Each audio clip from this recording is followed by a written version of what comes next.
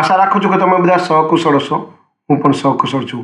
આજે 11 ફેબ્રુઆરી 2026નું current affair લઈને તમારા માટે હાજર થઈ ગયો છું। તો ચાલો મોડું ન કરતા આજનો વિડીયો શરૂ કરીએ છીએ। એની પહેલાં કહેવા માંગીશ કે ચેનલ પર નવા હો તો સબસ્ક્રાઈબ કરી લેજો। વિડીયો જો પસંદ આવે તો લાઈક કરી દેજો। ભાઈબંધ દોસ્તાર ફેમિલી મેમ્બર સાથે આ વિડીયો શેર જરૂર કરજો, જે પણ ગવર્મેન્ટ એક્ઝામની તૈયારી કરતા હોય। તો ચાલો મોડું ન કરતા આજનો વિડીયો શરૂ કરીએ છીએ। પહેલો પ્રશ્ન છે, FSI 2025માં ભારતની રેન્ક શું છે? સાચો જવાબ છે 45મી।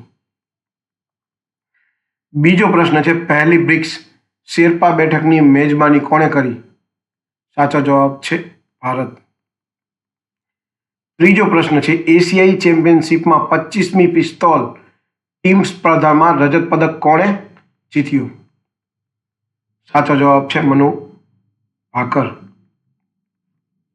ચોથો પ્રશ્ન છે, બસ્તર પંડુમ ઉત્સવનું આયોજન ક્યાં થયું?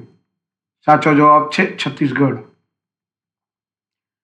સાવલકોટ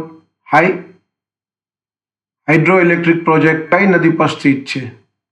સાચો જવાબ છે ચિનાબ। છઠ્ઠો પ્રશ્ન છે, વિશ્વ યુનાની દિવસ દર વર્ષે ક્યારે મનાવવામાં આવે છે? સાચો જવાબ છે 11 ફેબ્રુઆરી। સાતમો પ્રશ્ન છે, કયા રાજ્યએ વિશેષ સંશોધન SR બાદ ફાઇનલ મતદાર યાદી જાહેર કરી છે? સાચો જવાબ છે આસામ। આઠમો પ્રશ્ન છે, લખપતિ દીદી સરસ આજીવિકા મેળો ક્યાં યોજાઈ રહ્યો છે? સાચો જવાબ છે ગુરુગ્રામ।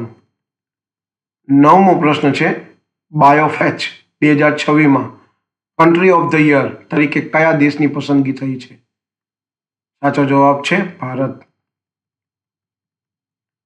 10મો અને છેલ્લો પ્રશ્ન છે, થાનિયા સી નાથનને કયા રાજ્યની પ્રથમ ઘોષિત મહિલા ન્યાયાધીશ તરીકે નિયુક્ત કરવામાં આવી? સાચો જવાબ છે કેરળ। તો આ હતા 11 ફેબ્રુઆરી 2026ના 10 કરંટ અફેર અને તેના જવાબો। આવા જ પ્રશ્ન તેના જવાબો કરંટ અફેરના પરીક્ષામાં પૂછાતા હોય છે, તો ધ્યાનથી વાંચી અને યાદ રાખવા વિનંતી।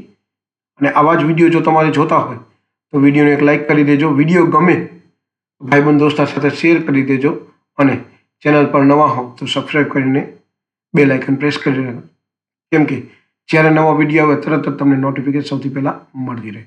તો આજ માટે આટલું જ। જય હિન્દ, વંદે માતરમ દોસ્તો।